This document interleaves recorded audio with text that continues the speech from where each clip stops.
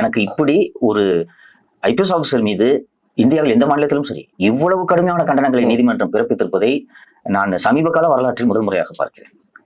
வெளிப்படையா சொல்லிட்டாங்க, லஞ்ச ஒழிப்புத்துறையின் இயக்குநராக நீங்கள் நியமித்திருக்கக்கூடிய நபர் லஞ்சம் வாங்கி கொண்டு குற்ற சட்டத்தை போட்டிருக்கிறார் என்று சொல்லிவிட்டார். வேற என்ன வேணும்? இது ஒரு வழக்குல இருந்தாலும் பரவாயில்ல, சர்மா வழக்கா இருந்தாலும் சரி, உங்க வழக்கா இருந்தாலும் சரி, வாராகி அவர்களுடைய வழக்கா இருந்தாலும் சரி, நீதிமன்றம் அதே பின் பாயிண்ட் பண்ணி காமிச்சிருக்கலாம். எக்ஸாக்ட்லி இல்ல இருக்கு, தீர்ப்புல இருக்கு. நான் திருப்பி நகலை உங்களுக்கு அனுப்புகிறேன். இருக்கு. இன்னொன்னு ரொம்ப அழகாக நீதியரசர்கள் எழுதியிருக்கார்கள், எனக்கு மகிழ்ச்சியாக இருந்தது. சி.வி. நரசிம்மன், சி.எல். ராமகிருஷ்ணன் போன்ற மிகச்சிறந்த பண்பாளர்கள் தலைமை வகித்த லஞ்ச ஒழிப்புத்துறைக்கு அருணா என்று கேள்வி எழுப்பியிருக்கிறார்கள்.